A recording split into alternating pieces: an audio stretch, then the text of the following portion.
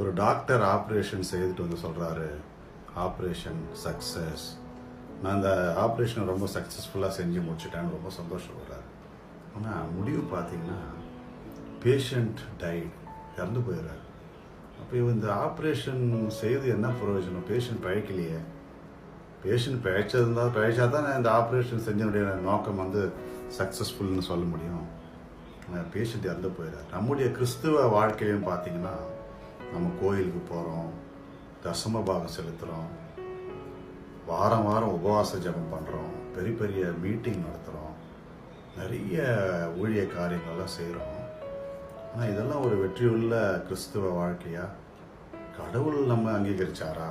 நம்முடைய ஊழியங்களையும் வாழ்க்கையும் கடவுள் வந்து அங்கீகரித்து நம்மளை பிள்ளையாக ஏற்றுக்கு நம்ம பாவத்தை மன்னிச்சாரா? அப்படி மன்னிச்சு ஏற்றுக்கினா தான் அது வந்து ஒரு வெற்றிகரமான வாழ்க்கையாக இருக்க முடியும். இல்லைன்னா இப்போ நம்ம கொஞ்ச நேரம் முன்னாடி பார்த்த மாதிரி கிறிஸ்துவ வாழ்க்கை வெற்றி தான், ஆனால் பேஷண்ட் டைட், ஆனால் ரட்சிப்பு இல்லை, பாவ மன்னிப்பு நம்ம பெறலை. 2 மனுஷர் வந்து தேவாலயத்துக்கு போகிறாங்க. லூக்கா 18ஆம் அதிகாரம், நீங்கள் 10வது வசனத்துல வாசித்து பாருங்க. பரிசேயன், ஆயக்காரன்.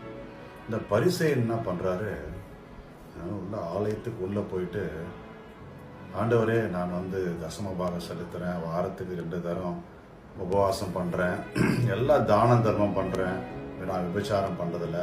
அது அவங்க தூரத்தில் நின்று இருக்கிறான் பாரு ஒரு ஆயக்காரன். அவனை போலலாம் நான் கிடையாது, நான் ரொம்ப நீதிமான ஆண்டவரே அப்படின்னு அவர் ஜெபம் பண்ணுறாரு. அவர் வந்து அவருடைய தன்னை தாழ்த்தி அவர் ஜெபம் பண்ணல, தன்னை நீதிமான்னு காட்டணும்னு நினச்சி அங்கிருந்த ஒரு ஜெபம் பண்ண அந்த மனுஷனை, ஆயக்காரனை குற்றப்படுத்துகிறார். ஆனால் அந்த ஆயக்காரர் பாருங்க, வரி வசூலிக்கிறவர். நான் வாஸ்து காட்டுறேன் பாருங்க. ஆயக்காரன் தூரத்திலே நின்று தன் கண்களையும் வானத்துக்கு ஏறெடுக்க துணியாமல் தன் மார்பிலே அடித்து கொண்டு, தேவனே பாவியாகிய என் மேல் கிருபையாயிரும் என்றான். ஒரே ஒரு வார்த்தை தாங்க, ஒரே ஒரு ஜெபம் தான், ஒரே லைன், தேவனே நான் பாவி, என் மேல் கிருபையாயிரும். அந்த ஆயக்காரன் வந்து இயேசு யாருன்றத ஐடென்டிஃபை பண்றாரு. இயேசு தான் ரட்சகர், நான் ஒரு பாவி. நான் அந்த பாவத்திலிருந்து விமோச்சனம் பெறணும்னா இயேசுவின் ரத்தத்தால் நான் கழுவப்படணும், அவருடைய கிருபை எனக்கு வேணும். அதனால இயேசுவே என் மேல கொஞ்சம் கிருபையாயிரும்னு மார்ல அடிச்சுக்கின்னு